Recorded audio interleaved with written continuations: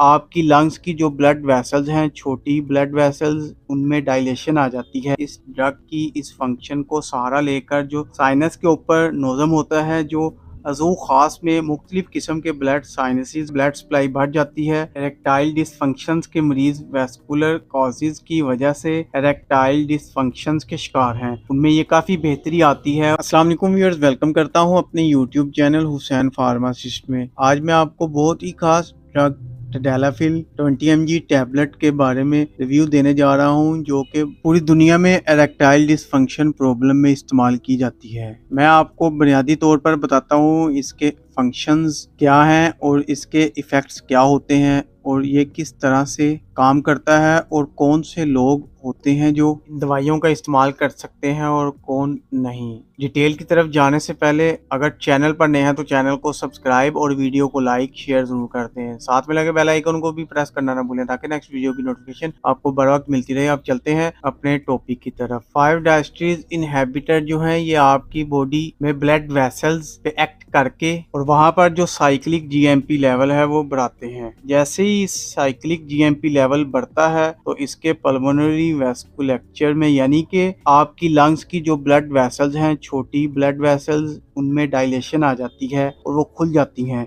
इसी वजह से जो वहाँ पे जो रेजिस्टेंस होता है वो ब्लड फ्लो का वो कम हो जाता है और इसका यही जो एक मेन फंक्शन है। इसका सहारा लेकर जो पल्मोनरी आर्टरी हाइपरटेंशन के पेशेंट्स होते हैं उन लोगों में इसका इस्तेमाल कराया जाता है ताकि पल्मोनरी आर्टरी हाइपरटेंशन जो है वो कम से कम हो और इंसान जो है उसको डिज़निया होता है, शॉर्ट्स ऑफ ब्रेथ होती है और ये चीज़ें ये कम से कम हो जाएं। इस ड्रग की इस फंक्शन को सहारा लेकर जो साइनस के ऊपर नोज़म होता है, जो अज़ू